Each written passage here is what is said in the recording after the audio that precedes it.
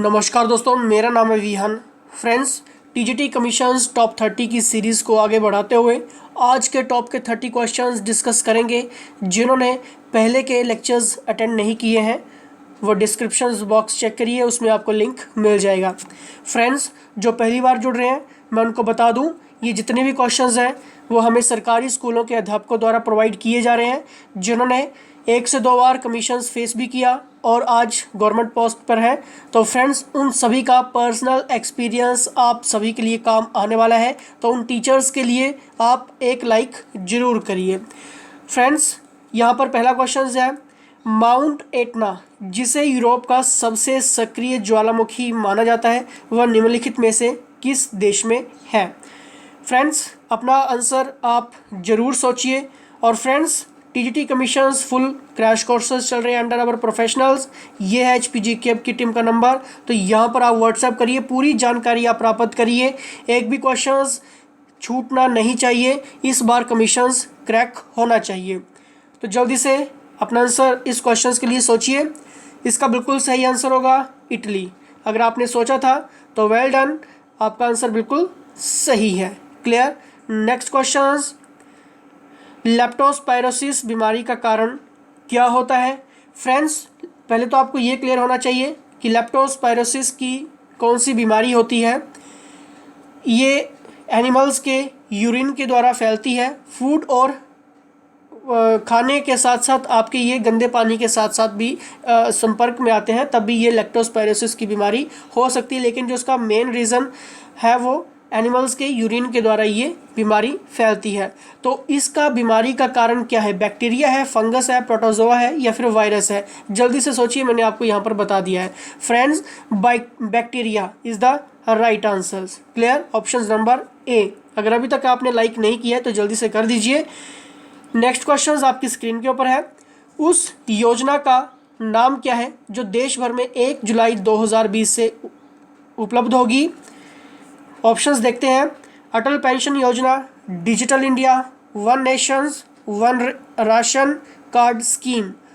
Friends, आप सभी को इसका आंसर मालूम होगा। इसका बिल्कुल सही आंसर होगा ऑप्शन नंबर सी, यानी कि one nation one ration card scheme, एक देश एक राशन कार्ड स्कीम।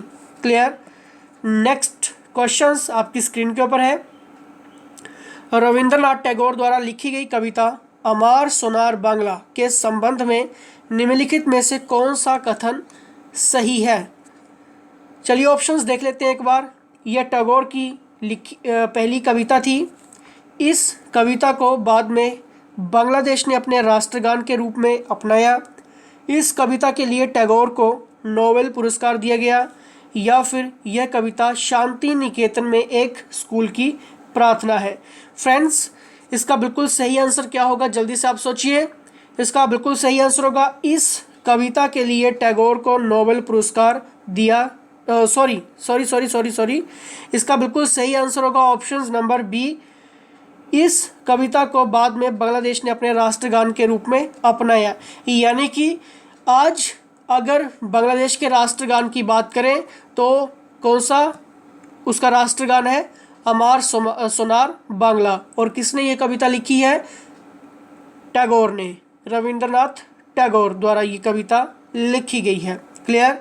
तो इस तरह से आपके क्वेश्चंस एग्जाम में बन जाते हैं। नेक्स्ट क्वेश्चंस, गुप्त युग के दौरान निम्नलिखित में से किस सम्राट को लिच्छवी दुहित्रा कहा जाता था? वेरी वेरी इंपॉर्टेंट क्वेश्चंस, आपके एग्जाम में बहुत बार ये क्वेश्चंस देखने को मिला है। फ्रेंड्स, इसका सही आंसर क्या होगा आपने सोचना है। अगर आपने सोचा है ऑप्शन नंबर डी समुद्रगुप्ता तो वेल डन, आपका आंसर बिल्कुल सही है। क्लियर। नेक्स्ट क्वेश्चंस की तरफ बढ़ेंगे। बाल गंगाधर तिलक ने मराठा और केसरी के समाचार पत्रों को क्रमशः किन भाषाओं में प्रकाशित किया था? फ्रेंड्स, बाल गंगाधर तिलक की जब भी बात होती है और उनके समाचार पत्रों की बात होती है और भाषाओं की बात होती है कि कौन से उसमें भाषाओं में प्रकाशित किया गया था, तो एक ही आपको आंसर मालूम होना चाहिए, इंग्लिश और मराठी। ये याद रख लेना, क्योंकि यहाँ से क्वेश्चंस आपके एग्ज़ाम में बनेंगे और बनते आए हैं। क्लियर। नेक्स्ट क्वेश्चंस आपकी स्क्रीन के ऊपर है। भारत में सबसे बड़ा रामसर स्थल निम्नलिखित में से कौन सा है? क्वेश्चंस इंपॉर्टेंट है और क्वेश्चंस आपके एग्जाम में बन चुका है। फ्रेंड्स, पहले तो आपको ये क्लियर होना चाहिए कि विवेकानंद लेक कहाँ पर है। फ्रेंड्स, विवेकानंद जो लेक है वो आपकी केरला में है, ठीक है। भीतरकनिका मैंग्रोव्स ये कहाँ पे है? उड़ीसा में। कोलेरू लेक आपको पता होना चाहिए, आंध्र प्रदेश में। और भोज वेटलैंड एमपी में, ठीक है। ये तीनों के तीनों आपको चारों के चारों आपको क्लियर होने चाहिए। अब इसका बिल्कुल सही का आंसर क्या होगा? भारत में सबसे बड़ा रामसर स्थल की बात यहाँ पर की गई थी। इसका बिल्कुल सही आंसर विवेकानंद लेक। और ये कहाँ पर है? मैंने आपको क्या भी क्लियर करवाया, केरला में है। क्लियर है, और बाकी आपको क्लियर मैंने करवा दिए।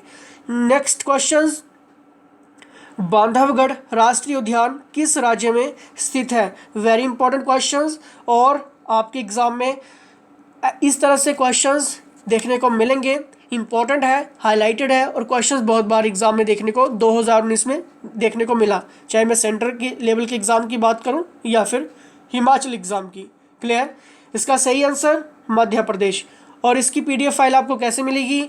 आपने क्या करना है? आपने व्हाट्सएप करना है TGT लेक्चर्स 3, ये आपने लिखना है। क्या लिखना है? व्हाट्सएप पे TGT लेक्चर 3, ठीक है, इतना आपने लिखना है। आपको पीडीएफ फाइल रिलीज कर दी जाएगी। क्लियर? नेक्स्ट क्वेश्चन आपकी स्क्रीन के ऊपर है। कौन सा देश ब्रिक्स समूह का सदस्य नहीं है? अब आपने यहाँ पर क्या बताना है कि पहले तो आपको ये पूरे पता होना चाहिए कि ब्रिक्स में कौन कौन से शामिल है। तो आपको पता है जैसे कि ब्रिक्स यानी कि Brazil, Russia, India, China, south Africa, ठीक है, ये ब्रिक्स में आते हैं, ये मेंबर्स हैं।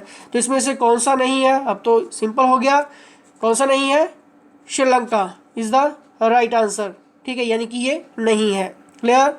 नेक्स्ट क्वेश्चन, हर दूसरे वर्ष के बाद राज्यसभा के कितने सदस्य सेवानिवृत्त हो जाते हैं? रिटायर की बात यहाँ पर की गई है। ऑप्शंस देखिए, राज्यसभा के सदस्यों का आधा हिस्सा, राज्यसभा के 1/3 सदस्य, राज्यसभा के 1/4 सदस्य, राज्यसभा का 1/5 सदस्य। द राइट आंसर इज, जल्दी से, ऑप्शन नंबर बी, यानी कि राज्यसभा के 1/3 सदस्य, 1/3 members of Rajya Sabha. Clear? Next question आपकी स्क्रीन के ऊपर, भारत में इलेक्ट्रिक वाहनों की नंबर प्लेट का रंग क्या है? क्वेश्चंस क्यों इंक्लूड किया गया? क्योंकि काफ़ी ज़्यादा हाईलाइटेड क्वेश्चंस बन सकते हैं। एक्सपीरियंस यहाँ पे टीचर्स का बन रहा है। क्लियर? इसका बिल्कुल सही answer green, option number D, याद रखना है आपने। नेक्स्ट क्वेश्चन, जसपाल राणा किस खेल से संबंधित है? Very important. अगर आप न्यूज़पेपर रीड करते हैं, मैगजीन्स रीड करते हैं, तो काफ़ी ज़्यादा क्वेश्चंस ये प्रीवियस पेपर में भी हाईलाइटेड रहा है। इसका बिल्कुल सही आंसर शूटिंग। जसपाल राणा कौन से खेल से संबंधित है? शूटिंग से संबंधित है। Option number A is the right answer. Next question, पुस्तक coming round of the mountain in the year of independence निम्नलिखित में से किसके द्वारा ये लिखी गई है? Very important question. यहाँ पर दोस्तों बहुत सारी किताबें साल भर में लिखी जाती हैं, बहुत सारी किताबें रिलीज़ होती हैं, लेकिन सभी के नाम याद नहीं रहते हैं, और ना तो हमें इतना क्लियर होता है कि कौन कौन सी बुक्स रिलीज़ हो रही है, उनके लेखक कौन से हैं। लेकिन जितने भी लेखक होते हैं, जो भी पुस्तक निकल कर आती है, वही आपके एग्ज़ाम में पूछी जाती है, जो हाईलाइटेड भी होती है और जो आपके प्रीवियस एग्ज़ाम में भी बनी और आपके न्यूज़पेपर में भी काफ़ी ज़्यादा चर्चित वो रही। तो इसलिए इसका बिल्कुल सही आंसर होगा रस्किन बॉन्ड, आपने याद रख लेना है। इनके द्वारा लिखी गई पुस्तक है coming round of the mountain in the year of independence. Clear? Next question आपकी स्क्रीन के ऊपर, पुंथड़ू त्यौहार किस राज्य में मनाया जाता है? वेरी इंपॉर्टेंट फ्रेंड्स, बहुत सारे ऐसे त्यौहार हैं जो इंडिया में मनाए जाते हैं, लेकिन सभी के नाम याद रख पाना मुश्किल है। लेकिन ये क्वेश्चंस आपके एग्ज़ाम में 2019 के एग्ज़ाम में देखने को मिला है, तो इसलिए ये क्वेश्चंस हो जाता है वेरी इंपॉर्टेंट। नेक्स्ट क्वेश्चंस आपकी स्क्रीन के ऊपर, MK गांधी, महात्मा गांधी द्वारा असहयोग आंदोलन कब शुरू किया गया था? चलिए सोचिए, इसका सही आंसर बहुत सिंपल सा है, किसी का भी क्वेश्चंस गलत नहीं होना चाहिए। इसका बिल्कुल सही आंसर होगा। जल्दी से आप सोच सकते हैं, जल्दी से ऑप्शंस आपके सामने हैं, मैं यहाँ पर रिपीट नहीं करूँगा ऑप्शंस। इसका बिल्कुल सही answer option number D, Jallianwala Bagh हत्याकांड के बाद, यानी कि option number D is the right answer. Next question, किसने मुस्लिम लीग के संविधान का मसौदा द ग्रीन बुक तैयार किया था? वेरी वेरी इंपॉर्टेंट क्वेश्चन, बहुत बार एग्जाम में देखने को मिला है। हमीरपुर बोर्ड ने भी बहुत बार क्वेश्चंस आपके एग्जाम में पूछा है। किसने मुस्लिम लीग के संविधान का मसौदा द ग्रीन बुक तैयार किया था? Maulana Mohammad Ali. Option number D is the right answer. Clear, Maulana Mohammad Ali.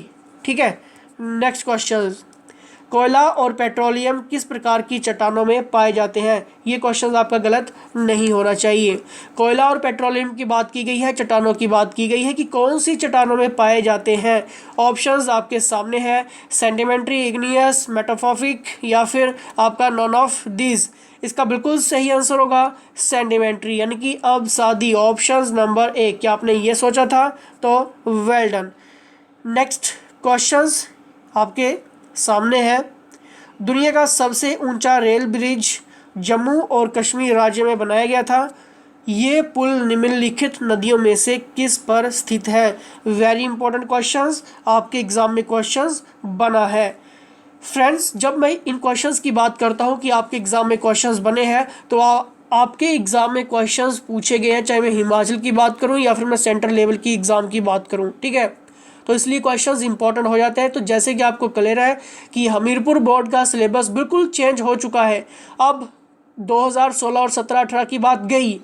अब दोस्तों, हमीरपुर बोर्ड अपने एग्ज़ाम में एसएससी लेवल का पेपर डालता है, ठीक है, जिसमें पॉलिटी, इकोनॉमिक्स, ज्योग्राफी, हिस्ट्री, इन क्वेश्चंस की वेटेज सबसे ज़्यादा होती है एज कंपैरिजन टू एचपीजी के। क्लियर फ्रेंड्स, इसका बिल्कुल सही आंसर होगा चेनाब। क्या आपने सोचा था? तो वेल डन।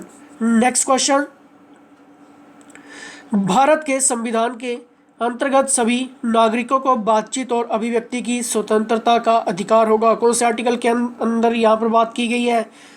फ्रेंड्स, इसका सही आंसर क्या होगा? आप कमेंट करिए जल्दी से, या तो आप अपना आंसर सोचिए। फ्रेंड्स, भारत के संविधान के आर्टिकल 19A के अंतर्गत सभी नागरिकों के बातचीत और अभिव्यक्ति की स्वतंत्रता का अधिकार होगा। अब अगर आपने फंडामेंटल राइट्स और ड्यूटीज अच्छे से रीड किए हैं तो आपको ये क्वेश्चंस पता होना होगा। ठीक है, तो इसलिए इसका बिल्कुल सही आंसर होगा option number A. For more questions, more details, ये एचपीजी की आपकी टीम का नंबर व्हाट्सएप करिए, जानकारी पूरी प्राप्त करिए। टीजीटी कमीशंस इस बार क्लियर होना चाहिए, बहुत सारी वैकेंसीज है। लॉकडाउन और एक्स्ट्रा टाइम का फ़ायदा लीजिए, मेहनत करिए, सफलता मिलेगी। तो फिलहाल दोस्तों, इसी के साथ जय हिंद, जय हिमाचल।